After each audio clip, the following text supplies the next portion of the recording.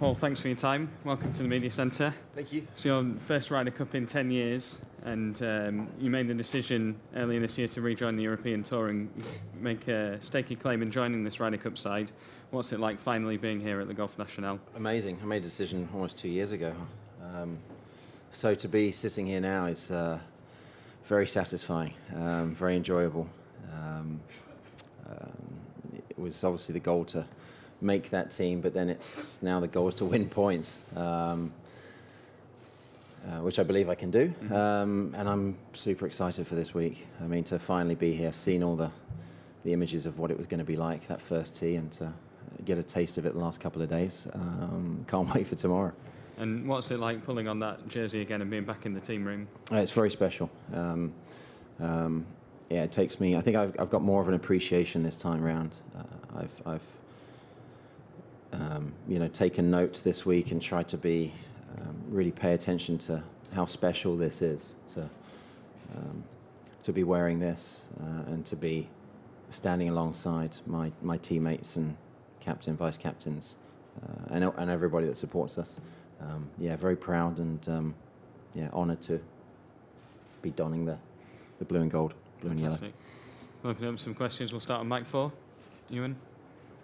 Paul, it's been 10 years since you were last here. Has the Ryder Cup changed in the 10 years since you've got here? Has it surprised even you? Yes. The only previous European Ryder Cup I played was the K Club, as you know, in 2006, and the first tee wasn't like this one. I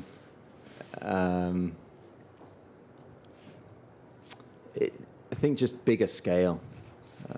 The passion is still as intense. It's just grander. It's just bigger. It's just been amped up.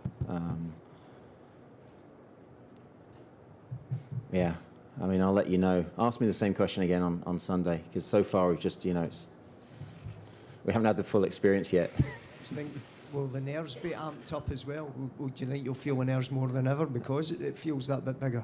I don't know. I felt great on the golf course yesterday. We had a small tasting of that first tee yesterday. It was really noisy. Who did I play with? Henrik, Torbjorn, and Tyrrell. And then when we walked off the tee and we looked back, after about 100 yards, we looked back, realised it was about 5% full.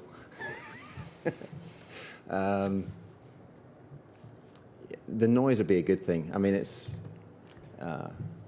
we're as a team, we're ready to embrace it, and we know that the vast majority of that noise is for us, which is a massive advantage. Will I be nervous? I think, yeah. I mean, I remember back to Ryder Cups I've played before, I was always nervous, and it'll be no different tomorrow. But that quickly subsides, and you get on with the match, and you get into it, and then it's all about winning points. Mic 1, Cara. Hey, Paul. I'm interested to know how you would describe your standing in the team. You've played Ryder Cups before, obviously, but not for a while. Veteran. But what's the difference, kind of, not just what the Ryder Cup's like, but being back in the team room after so long now with your Justin Roses, Rory McIlroys, who have 5 each under their belt, and then a new crop coming through? My standing? Are you giving out lots of advice, or are you sort of sitting back and soaking it up? No, I'm playing a role on and off the golf course. To be honest, we have so much depth, let's say, in both those departments that it's, I'm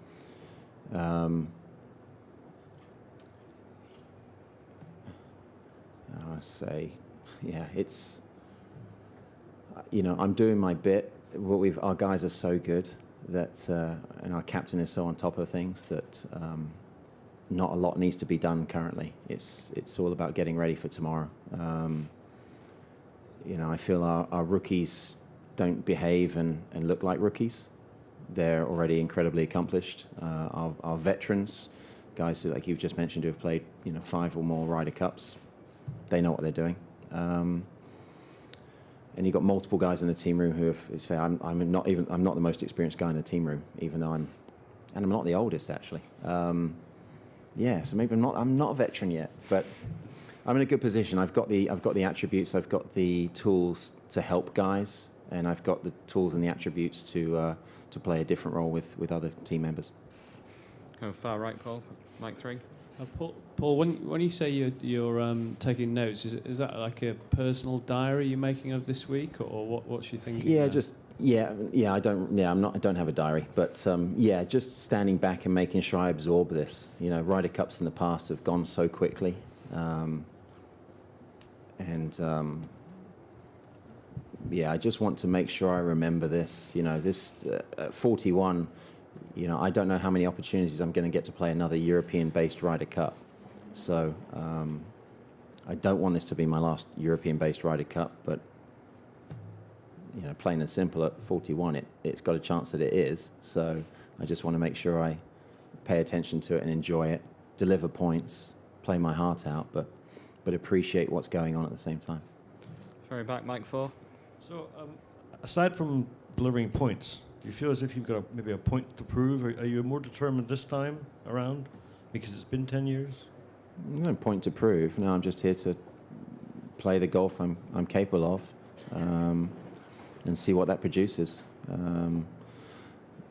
We're playing against a brilliant US team. We have massive respect for them, and you know, on paper, they're better than us on paper. So. No, there's no point to prove. Just here to do my bit, and we'll see what happens. Stay in the middle, Mike 1. Paul, what did you miss the most? What did I miss the most? The team part of the team element, the vibes in the team room. You know, yes, we hang out a lot on tour around the world when we're playing, but it's not the same. I miss putting on the clothes in the morning. I miss that first tee. I've missed a lot. I think the most is missing is the vibes, the team, the how close you get with these guys, and they always do become really good friends. Friendships always grow in this situation. Right inside, Mike 3. Paul, does the nature of this course provide home advantage for Europe, and how does the course suit your game in particular? I think it does a little bit. The course definitely suits me. I drive the ball very well, and it's a ball strikes golf course. It's probably been documented. You've seen the rough out there. The fairway's not overly generous, and the rough is very penal. The greens are large, and positioning the ball on the correct side of the hole is going to be paramount. It's a definite advantage for us, I think. Our team certainly knows the course better than the Americans. And I think it suits my game very, very well. It's a different, I know the course, and I've always known where to hit it round here. Even for myself, though, it's different from what we've seen in French Opens. Just the lushness of what we're seeing, and the preparation, the way it's set up. So that's been a little bit of learning the last couple of days, but I feel very, very happy and comfortable with it. In the middle, Mike 2. Paul, were there times where you felt like you'd never be in this position again, and how did you cope with those weeks, Ryder Cup weeks, when you were not here competing and maybe home watching on TV? I think after I missed out in 2010, and I want to say my memory's vague, but 12 and 14, where I'd struggled with my game. Those were probably the times when I, wondered and hoped if I'd play another one. If my form wasn't there, I remember really good relationship with McGinley, and wanting to play for him, but just wasn't playing nearly the golf I wanted to or needed to get close to making his team. Same with Ollie, and then missing out in 16, although not being eligible, not being a member of the European Tour. No, there was then I felt like I could and would. It was just a matter of when.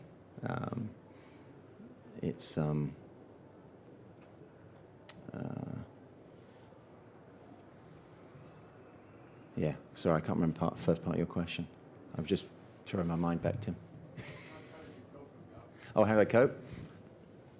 I mean, it's always one of those when you... I don't know, I've always had ups and downs in my career. You know, whenever you're playing bad golf, you can never see kind of how to ever play good golf again. And when you're playing good golf, you can never understand how you ever played bad golf. So you just get on with it as a player, as an athlete. You just deal with it. I've always loved the work. And so when I struggled with my game in years sort of, you know, 12 and 14 when I didn't make these teams, it was just a quest of let's get better. What do I need to work on? There are opportunities. You know, it's never been an issue to deal with it. You just work through it. Did I watch them? Oh, yeah. It's the best thing on TV. It's the greatest thing on TV. Stay in the middle, Mike 2. Oh, okay. Mike 1, please. Paul, I don't have any statistics to back this up, but it just seems like over the last 30 or 40 years at a Ryder Cup compared with a major, you see more spectacular, memorable, brilliant shots than you do bad moments, more rising than falling. If that's the case, why do you think that is? The repercussions are only loss of hole if the shot doesn't come off, Doug. Plain and simple. I mean, thank goodness we're playing match play around this golf course this week. Wouldn't want to play stroke play around here. You would see defensive golf around here if it were stroke play this week, but you'll see spectacular stuff again this week. The golf course sort of demands it, really. The situation demands it. You know, 4 balls, for example, you have the opportunity, you can relax. You've got kind of an insurance policy standing next to you. I've always been, part of it I can't answer for you because guys are always nervous every day, especially Friday, and yet they always rise and they always perform brilliantly. And I'm sure we'll see the same tomorrow. You know, guys will be extremely nervous on that first tee with, I don't know, probably just shy of 10,000 people chanting and singing, and yet it'll be spectacular from the get-go. It's the nature of the Ryder Cup. Right inside, Mike 3. Paul, just wondering if the notes you're taking are any part of being sort of useful if you were perhaps to be captain yourself one day, and if it's a simple no to that question, could you possibly compare how Thomas is doing compared to the other captains you've played under? I don't know what you're talking about with that first part. Neither did I, really. Comparing Thomas it's very... I've never compared captains to each other because the 3 that I've previously played for have all been very different styles and all been brilliant in their own different way. I mean, you know, you're asking me to compare like Langer to Woozy. I mean, come on. But the result was the same. And how you captain, I don't know, I've never been a captain, but it's probably determined with the team you've got and what needs to be done. And Thomas has been brilliant. Yeah, I won't compare him to the other 3 I've played for, but he's been absolutely brilliant. And every player is so up for this week. So wanting to play great golf, not only for their country and their continent, but for him, because of how hard he's worked and the energy that he's put into this. Yeah, if I can say this, you know, we all kind of, you know, we love Thomas Bjorn, and, you know, cuddly Thomas, he's been absolutely fantastic. Time for 2 more questions. Mike 4 at the back. Yeah, Paul, can you talk about winning and losing? How does that color the week's experience for you guys? How does winning and losing color the experience of the week? I think it's fairly black and white.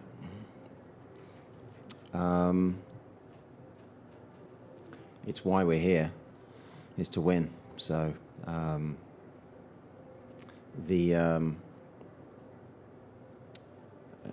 you know, these amazing dinners like we had last night, and the grandeur, the opening ceremonies, it's all about the result at the end of the day. So that's all that matters.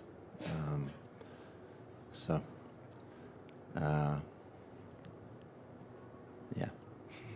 Last question, question 2. Paul, this is obviously the last Ryder Cup before Britain leaves the EU. As an Englishman, the unity, the fans, is particularly the English and British fans with European hats on and things. Do you personally find that heartening, or like the unity on display at such a tumultuous time for the country? I hadn't even thought about it. I've got some. Hopefully, I've got some matches to play the next couple of days. So, sorry, I hadn't even thought about it.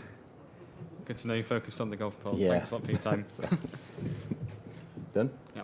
Perfect. Thank you, everybody. Allez, le bleu.